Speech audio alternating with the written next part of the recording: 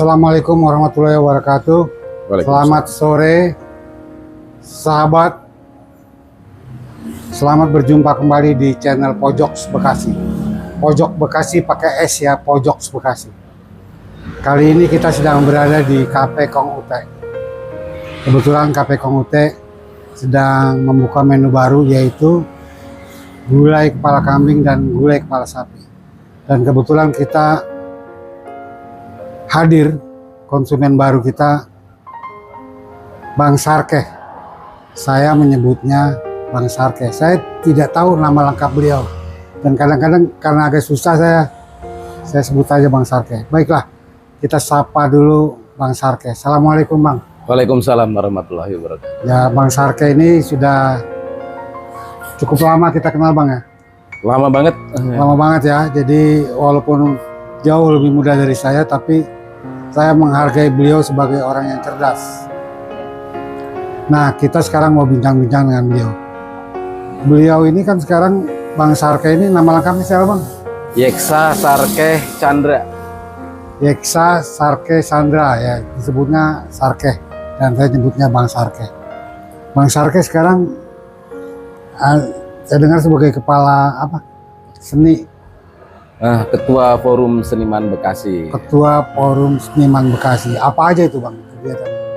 Kegiatannya ya sebenarnya inilah, karena kekayaan utama kota Bekasi itu adalah manusianya. Oke. Bekasi nggak punya kekayaan alam, ya walaupun ada sedikit sekali, dan juga nggak indah-indah banget juga kayak kota-kota lain punya gunung, punya pantai. Nah, jadi kekayaan utama kota Bekasi ya manusia itu. Jadi Forum Seniman Bekasi itu ya itulah kumpulan manusia-manusia di bidang kreatif. Jadi Bang Sarkeh mengorganisir seniman-seniman Bekasi ya. Ya. Dalam hal kreativitas ya. Kreativitasnya. Dan saya pernah datang dulu di mana di lapangan apa namanya? Di Gedung Kreatif Center. Gedung Kreatif Center ya. Saya lihat Bang Sarkeh mengumpulkan para seniman dan saya menonton, sangat menarik sekali ya. Nah, tapi saya tidak membahas itu terlalu dalam Bang Sarkeh. Saya, kalau boleh saya tahu, Bang Sarkeh ini asalnya dari mana sih? Kalau keluarga dari Tegal. Tegal ya. Tegal. Tapi istri Betawi. Lahir di mana? Lahir di Tegal. Oh, di Tegal ya. Iya. Terus sampai di Bekasi kapan itu? Saya kecil di Bekasi dari tahun 80. 80. Iya. Waktu itu apa, SMP, SMA? Belum sekolah. Oh, belum sekolah. Belum sekolah, udah di Bekasi. Ya, Bekasi saya masih ketemu rawa-rawa lah di Bekasi. Tahun 80 itu Rumah 1 kesananya itu masih rawa. Rawa Tembaga masih ya? Iya. Masih baru mau dibangun tuh. Iya, masih rawa, belum ini. Nah, itu saya udah di Keranji. Pasar Keranji baru yang sekarang pada saat itu dulu masih lapangan. Oh, lapangannya. Iya. Jadi Rawa Tembaga masih ngalamin? Sudah diuruk kali ya? Sudah diuruk. Udah jadi Perumna 1 ya? Udah jadi Perumna 1. Cuma dari Keranji ke Perumna 1 itu rawa. Kita nyebrang. Oh iya. Pakai getek. Terus Bang Sarkeh sekolah di mana? SMP? Itu di Selawi. Selawi. Oh, jadi Bang Sarkeh balik lagi ke kampung? Iya, setelah ini baru balik lagi ke sini. Balik lagi kemarin tahun berapa itu? Tahun berapa ya? Sudah. Karena saya nggak merasa balik juga, karena emang keluarga kan di sini. Oh, keluarga di sini. Keluarga di sini, bapak ibu di sini. Jadi di Selawi sekolah ikut siapa? Ya kan sebenarnya itu menyelamatkan masa depan. Oh, karena zaman-zaman itu Bekasi masih ini ya. Ya narkoba masih sangat bebas apa. Oh, jadi tahun berapa tuh? Tahun 80-an? Tahun 80-an ya, 80 mau ke akhir lah ya. Tahun 80-an dulu itu ya Bekasi sangat bebas dengan itu. Narkoba ya. Nah, teman-teman kecil saya yang di sini juga banyak yang meninggal karena itu. Nah, kayaknya Bapak ini agak worry lah. Kirim ke kampung. Iya, kalau membesarkan anak di sini. Nah, terus sampai SMA di Selawi. SMA di Selawi. Terus baru kembali itu setelah kuliah dan gagal-gagal kuliah. Oh, iya, iya. Jadi nggak langsung ke Bekasi juga gitu. Nah, terus Bang Sarke ini kan bergiat di bidang media ya. Iya. Karena kan ini saya ingin mengetahui Bang Sarke ini kan sebagai pendiri majalah Bening PDN Tirta Bagasasi.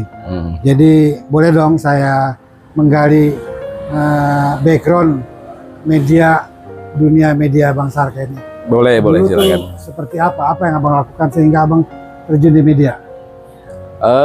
Awalnya saya itu ilustrator. Saya ilustrator. Jadi juga penggambar itu ya, seperti karikatur ya. Iya, karena pada saat itu dulu masih ini ya, dunia grafis itu sangat sedikit, bahkan belum dikenal luas lah. Nah, terus kita di sana ada ilustrator, ada layouter dulu. Nah, kalau sekarang lebih terkenalnya inilah tim artistik.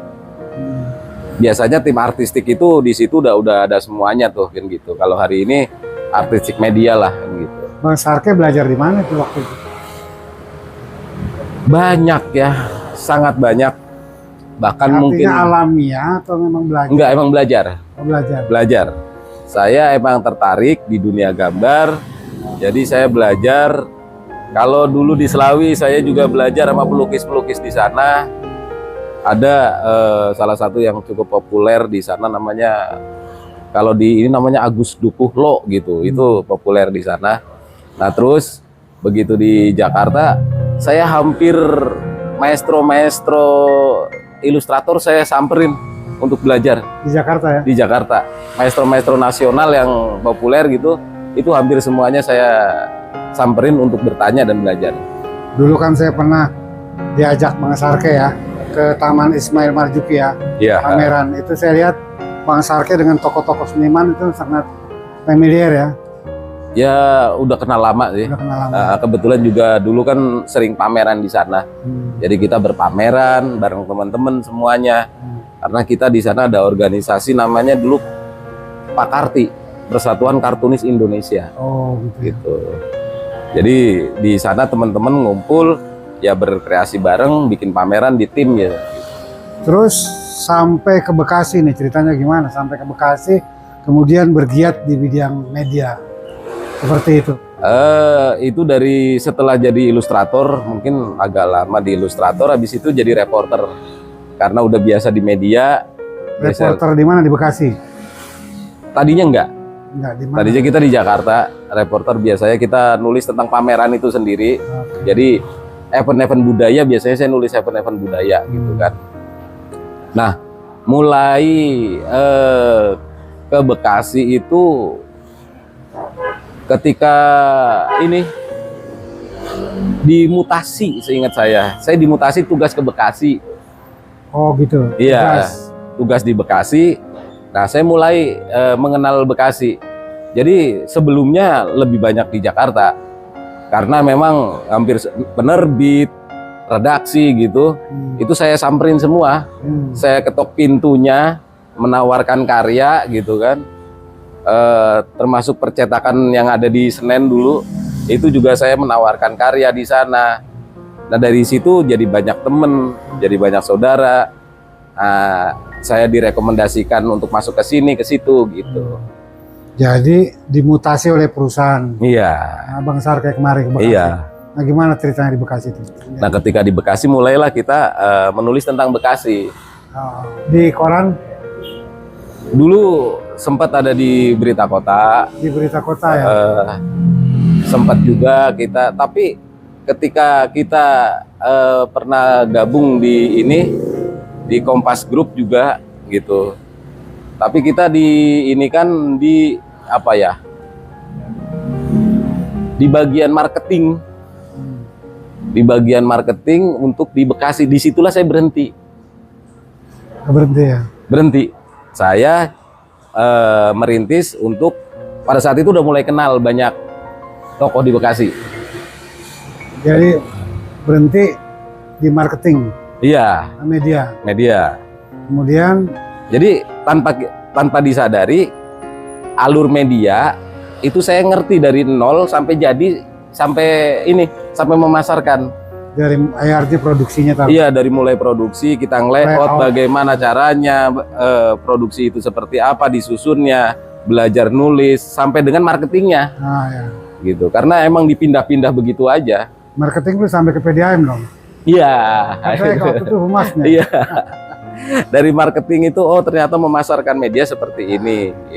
Itu di media-media konvensional semua. Sempat ketemu saya waktu itu ya? Pada saat Pak Komar jadi humas kayaknya enggak, tapi media saya sampai ke sana. Media sama. Kalau berita kota iyalah saya baca. Iya. Sampai ke saya. Terus bagaimana ceritanya kok bisa mendirikan Majalah Bening? Ada nggak cerita? Untuk Majalah Bening karena saya udah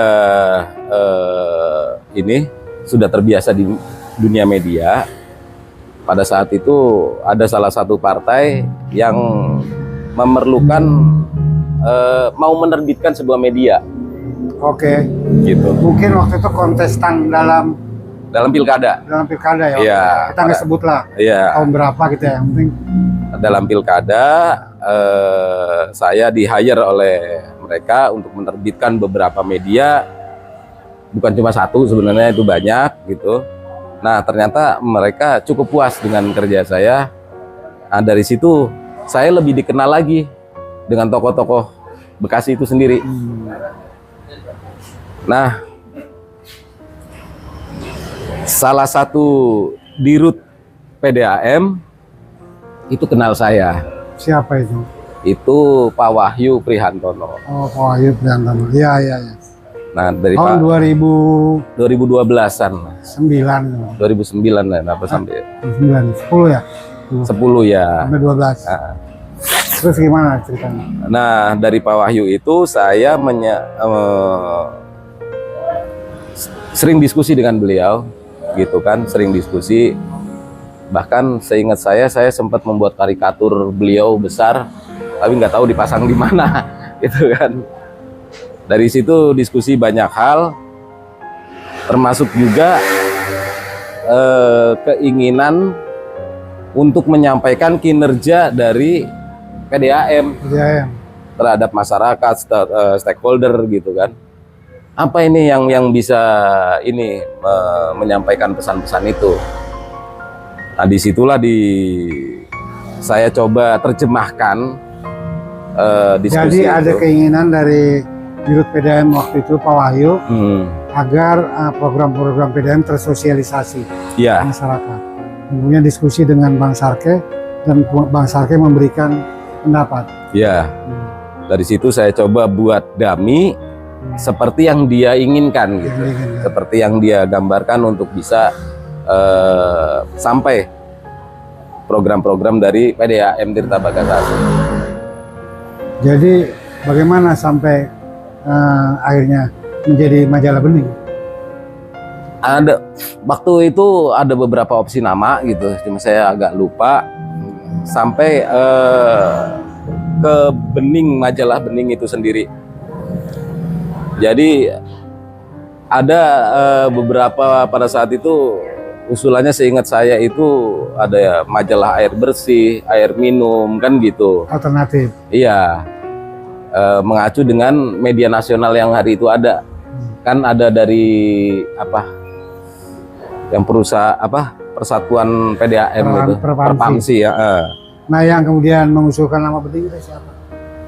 Pak Wahyu? Saya. Oh, Bang Sarke sendiri. Iya. Oke. Kemudian kan di-SK-kan itu ya? Iya, Bang Sarke sebagai bidang media di situlah. Gitu. Bidang media dan mendirikan Majalah Bening. Iya. Dan bagaimana kemudian tenaga-tenaganya? Bagaimana tenaga-tenaga itu Bang Sarke rekrut? Jadi karena ini adalah pada saat itu di PDAM sendiri pada saat itu masih SDM-nya juga belum seperti hari ini ya. Gitu. Media sosial juga tidak seperti hari ini. Dan kan, masih gitu.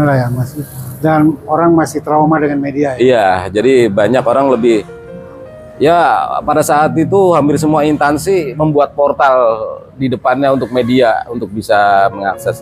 Nah, Di sisi lain saya harus memiliki SDM yang bisa mewujudkan ide ini. Maka saya ambil memang teman-teman dari profesional media yang memang expert. Saya kenal secara pribadi, dia adalah orang media gitu kan. Dia emang secara mutu, SDM, tulisannya segala macam memang saya tahu semua. Siapa saja itu Bang Sarkeke? Saya hire pertama itu Bang Jonder ya. Jonder Sihotang. Sihotang. Dia. Bagaimana sampai mendapatkan dia? Dia waktu itu masih ada di Sinar Harapan, gitu kan.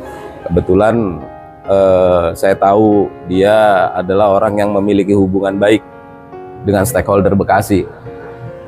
Senior lah ya. Senior di Bekasi, dan pada saat itu juga setelah itu kan dia jadi salah satu redaktur di Sinar Harapan. Nah, di situ saya yakin karena kebutuhan pada saat itu adalah saya tulisan panjang. Media yang saya buat itu adalah tulisan-tulisan panjang yang jika kalau ditulis oleh para pada saat itu misalnya reporter-reporter baru itu belum bisa. Karena kalau tulisan panjang itu bisa beberapa angle. Jadi ada judul, subjudulnya pun ada gitu kan, itu bisa mencapai 10 halaman kalau di sajian utamanya. Maka saya memilih Bang Jonder pada saat itu karena emang dia tepat. Dia tepat keahliannya situ ya. Iya. Setelah itu saya ambil Risti ya. Risti Yustiningsih. Risti masih sekarang masih. Ya. Nah, Risti pada saat itu saya ambil dia adalah karena memang dia tulisannya cukup bagus, dan dia juga apa ya, runut bila membuat reportase, dan dia orang yang sangat kuat untuk mengejar narasumber. Gitu, dia pekerja keras gitu kan. Wartawan pikiran rakyat ya. Iya. Wartawati pikiran rakyat. Wartawati pikiran rakyat. Nah, dia bisa. Makanya tim pertama saya 2 orang itu saya hire untuk full, gitu, full membantu saya di situ. Setelah itu ada Pak Komar sendiri. Gitu. Nah, cerita saya gimana ceritanya? Nah, kalau Pak Komar sendiri pada saat itu adalah saya tahu Pak Komar bisa menulis cukup panjang 2 halaman dengan berbagai ide yang ada di kepala dan bisa menuangkan, gitu. Dan di sisi lain Pak Komar adalah pejabat lama di PDAM yang sangat tahu daleman PDAM. Sedangkan saya kan adalah orang luar. Nah, saya nggak terlalu ini. Takutnya ada resistensi ketika saya ngobrol atau saya pada saat itu belum seperti zaman sekarang keterbukaan kan, gitu. Sistem juga belum terbangun dengan baik. Iya, sistem belum terbangun dengan baik. Kalau sekarang kan semua juga oke lah. Tapi pada saat itu kan enggak, begitu ada wartawan pun tutup pintu, gitu. Nah, saya butuh untuk mengakses ke dalam itu Pak Komar. Karena Pak Komar orang dalam, pasti diajak ngobrol narasumber siapa gitu pasti bisa. Terus siapa lagi yang Bang Sarkeke ingat?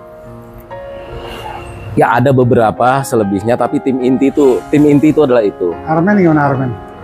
Kalau Armen itu dia kebetulan kenal dari mahasiswa.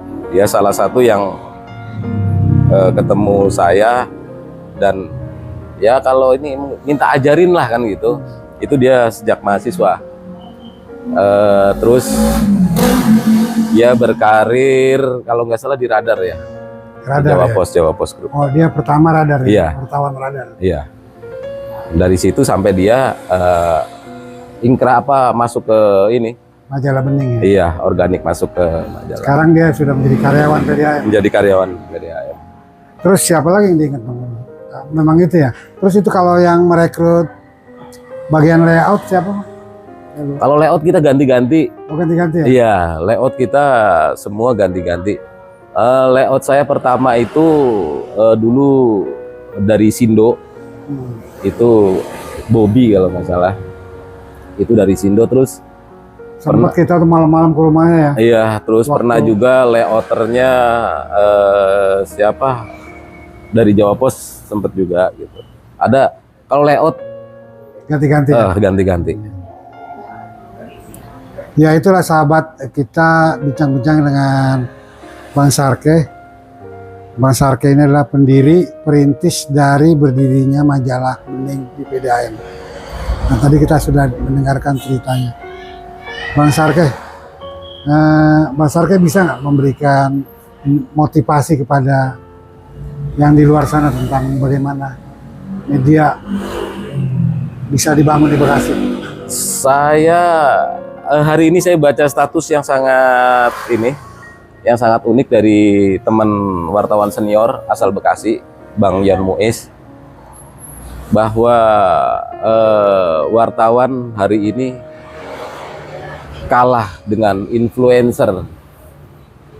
Oh, kalah dengan influencer ya? Dalam pengabaran berita gitu. Kalau dulu kan memang kita tuh baca koran, baca apa setiap hari. Sekarang sudah online ya? Iya masing-masing dengan ini ya. Jadi kalau ketika itu saya berkomentar, jadi profesi yang hari ini wajib kita upgrade.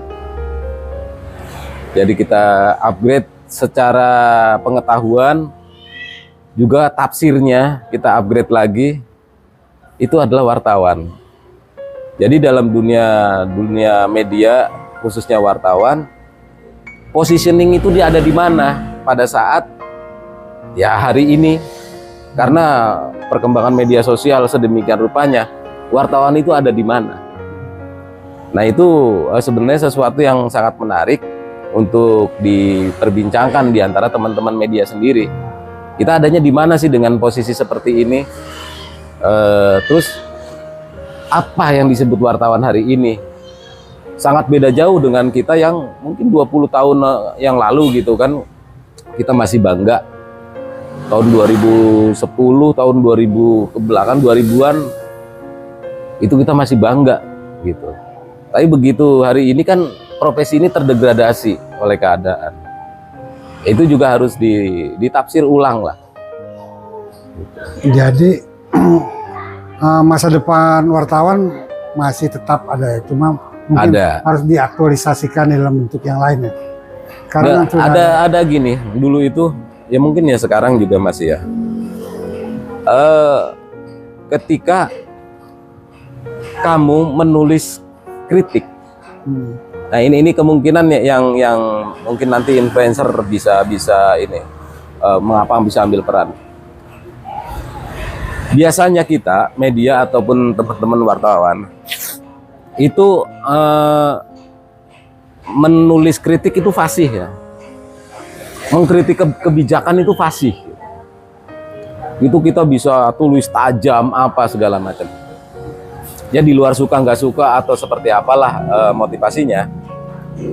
Tapi yang paling susah adalah ketika kita menerjemahkan sebuah kebijakan. Jadi ketika seorang berkuasa itu membuat kebijakan dan kita itu harus menjadi corong untuk menerjemahkan ini supaya dimengerti orang.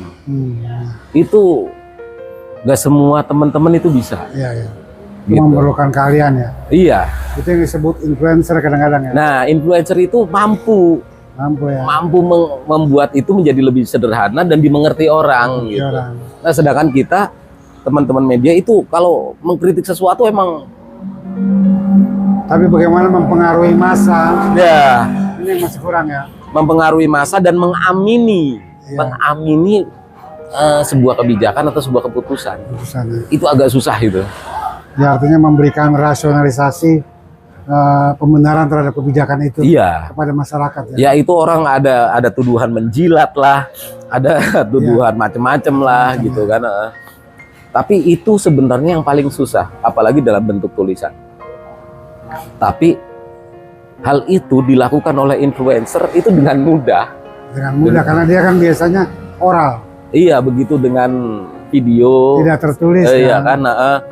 Nah, itu juga yang membuat hari ini mungkin media harus berubah kali ya. Iya. Dengan model itu. Dia lebih adaptif terhadap media. Media yang berubah seperti ini. Gitu. Dan bagaimana harapan abang-abang kan sebagai pendiri majalah Bening? Bagaimana harapan abang terhadap majalah Bening, terhadap sahabat-sahabat kita di PDAM sana gimana? Jadi saya sebenarnya bersyukur sekali sekaligus bangga. Majalah Bening kalau dihitung-hitung berarti hari ini udah Kalau 20 tahun ya. Kalau tahun 2010 lah ya, Iya. 2012 ya. 2012 lah ya. 10 atau 11 lah kalau nggak salah. Itu udah 20 tahun usianya. Dan masih eksis sampai sekarang. Itu saya rasa suatu prestasi juga. Teman-teman sanggup meneruskan ini. Karena saya kan nyaris berhenti di tahun ke-9 atau ke-10 kan ya. Saya berhenti karena ditugaskan ke tempat lain kan. Tapi dengan kondisi hari ini yang masih eksis, kemarin juga masih mengabarkan gitu, sesuatu yang menggembirakan. Di sisi lain juga sebenarnya masyarakat itu juga ada kerinduan untuk memegang media. Media yang bisa dipegang, dibaca gitu kan. Karena Yang punya durasi lama ya. iya, Mungkin ya setahun kemudian masih bisa dibaca. masih bisa ya. dibaca gitu kan. Masih aktual. Jadi ketika kita baca tulisan-tulisan itu nggak basi gitu kan, itu kan sesuatu yang apa sih masih dikangeni juga lah. Ya. Gitu. Ya saya sih ucapkan selamat di teman-teman Majalah Bening yang sampai hari ini eksis, masih berjuang mempertahankan majalah itu. Mudah-mudahan sampai next berikutnya masih bertahan. Oke, Bang Sarke, terima kasih telah menyediakan waktunya berbincang-bincang sambil menyantap tadi gulai apa Bang tadi? Gulai kepala kambing. Gulai kepala kambing, Gulai kepala maknyus. Maknyus ya. Demikian sahabat, sampai berjumpa lagi di konten berikutnya. Terima kasih Bang Sarke. Terima kasih. Pak Komar. Assalamualaikum warahmatullahi wabarakatuh. Waalaikumsalam warahmatullahi wabarakatuh.